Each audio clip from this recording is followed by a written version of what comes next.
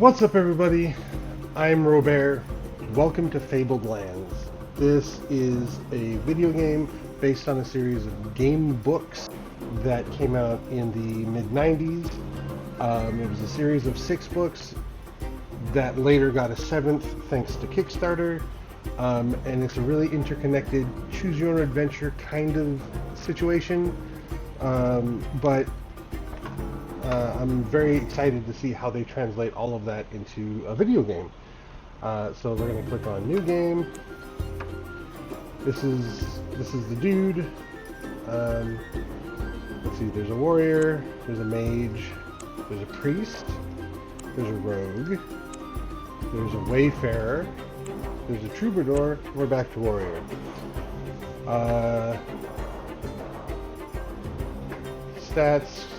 Knack of befriending people, fighting, casting spells, divine power, tracking, and stealing. Cool. Male, female. We're just going to be a warrior because I would rather not die in a combat. Andriel. Let's change his name to Dion. A couple of heads. Ooh, I like that one. Armor top. Okay. Looks like it's just the next piece that's changing. I'll do that one. Armor bottom. I assume that stands for bottom. Bottom. Horns or tusks, little pouches, and these things. I think I like the tusks. Yeah, it matches the top. I guess that's intentional. None. Face is all scarred up. Phase 2 has an eye patch. I like the eye patch. Tactical assessment.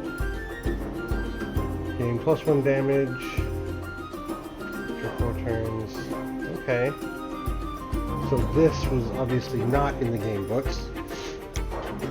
Because why would it be? This is to make the combat more interesting.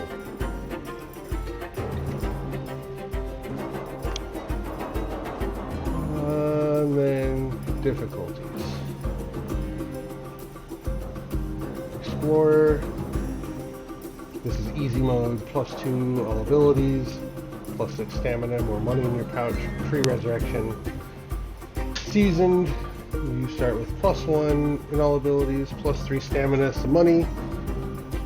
Champion is the classic experience, and then Iron Man is the typical Iron Man difficulty or modifier.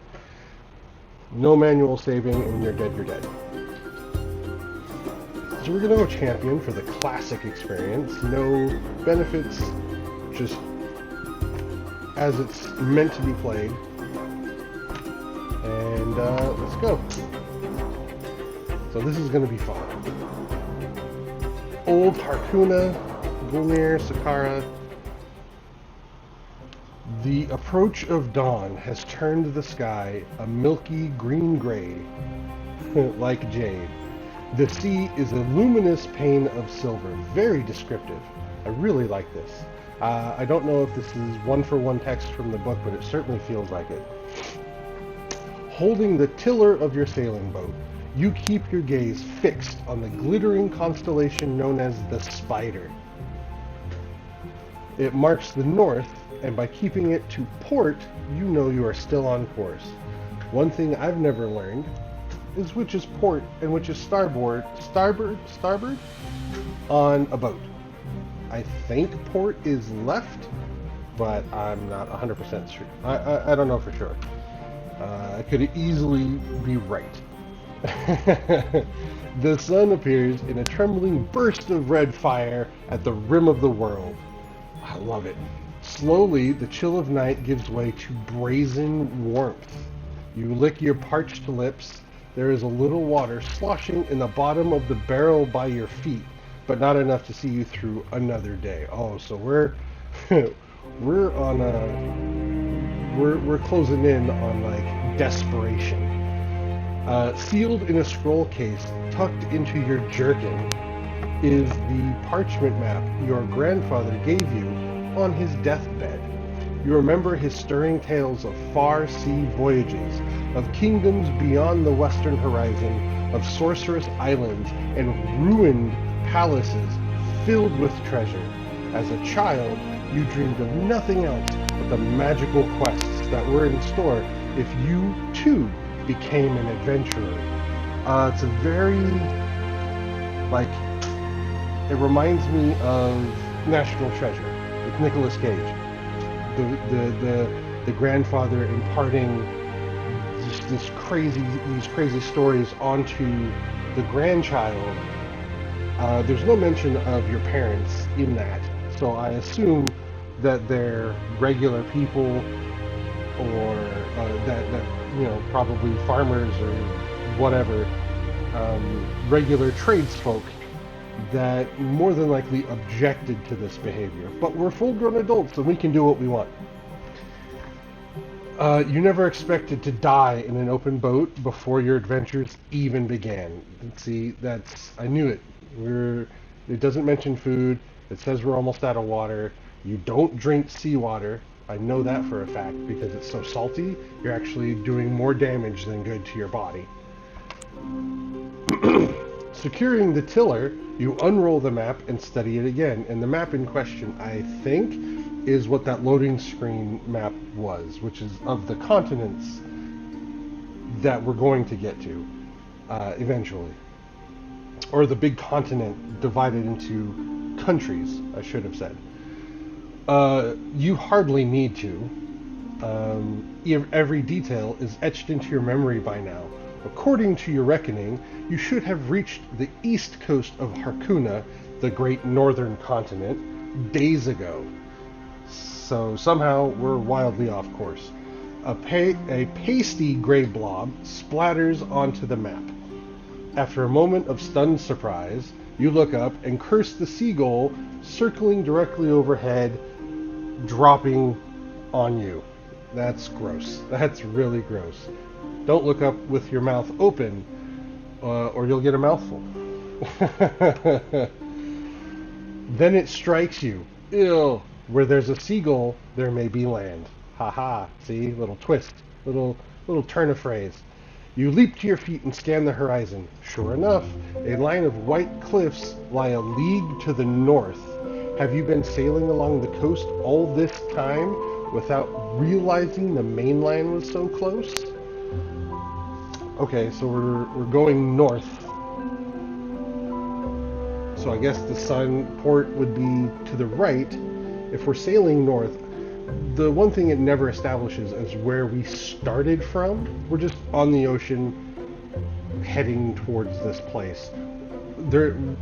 We have no idea the land that we hearken from, just somewhere else. Vaguely. Parts unknown if we were in professional wrestling. Steering towards the cliffs, you feel the boat judder against rough waves. A howling wind whips plumes of spindrift across the sea. Breakers pound the high cliffs. The tiller is yanked out of your hands. The little boat is spun around, out of control, and goes plunging in towards the coast. You leap clear at the last second. Cat-like reflexes. There is the snap of timber, the roaring crescendo of the waves, and then silence as you go under. We're dead.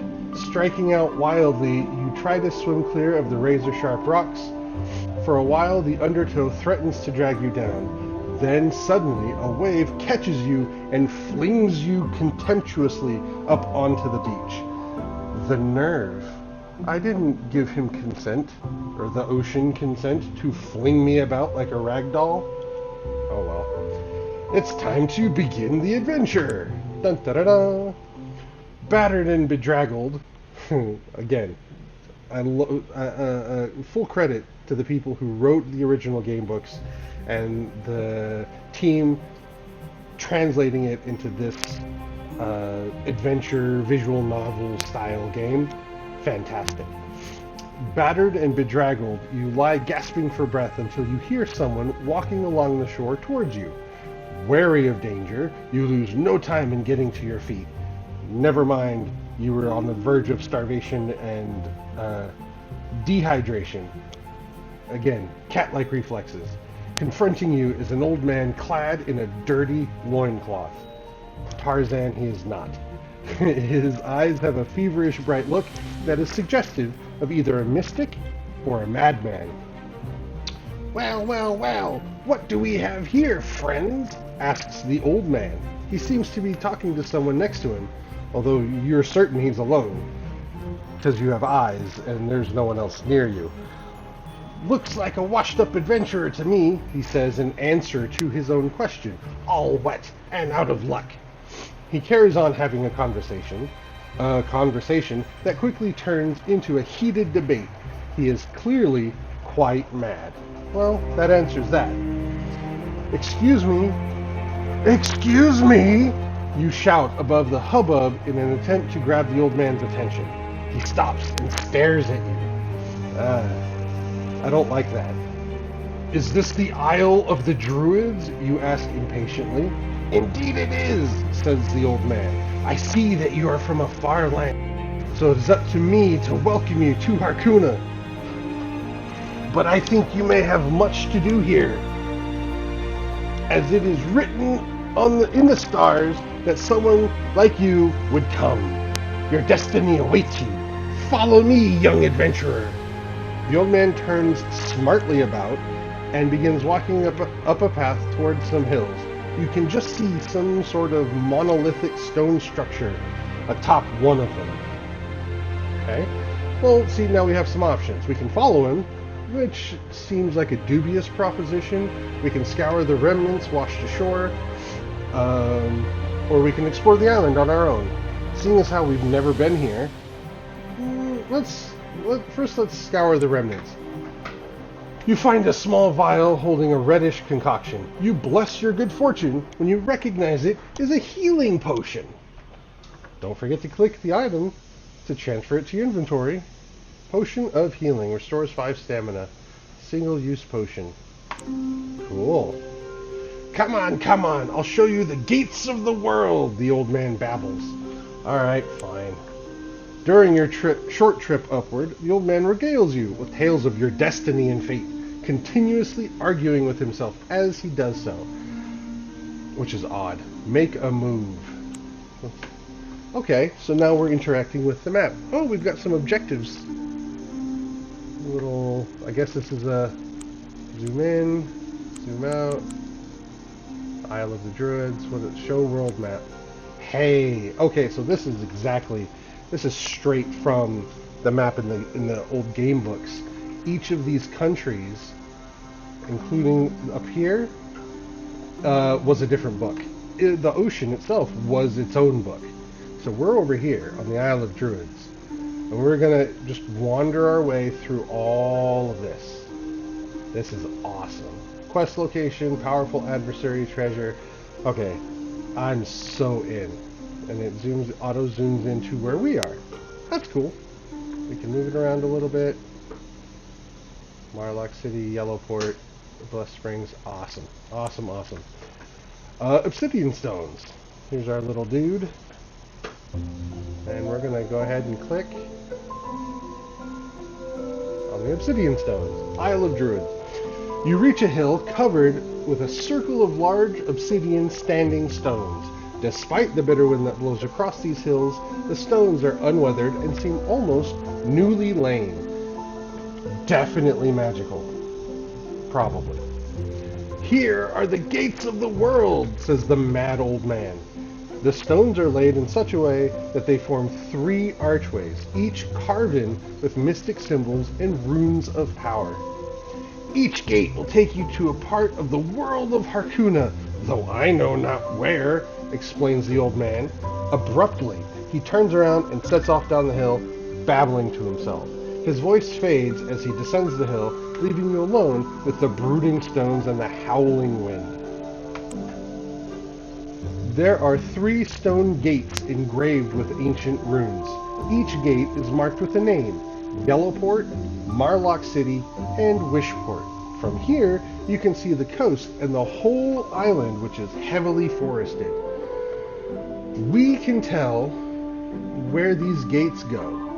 He could not, but he talked of stars and destiny. Maybe he was an illiterate mystic. Madman. I don't know. There's something fishy about that guy. Okay, so we can step through one of the archways, or we can explore the island. I'm opting to explore the island. We do need to get to Harkuna eventually, but this is a pretty decently sized island, and I want to look around. You decide to explore the island further and ponder where to go next. You have a clear view from the top of the hill of the northern parts of the island, and you notice a previously unknown to you road that snakes along the cliff tops. Okay, so we can... This is the coastal road, I guess. Looks like question marks, so we don't know what's there. Coastline. Oh, it highlights in yellow. That's cool. In the forest. Is that it? Yeah, that's it.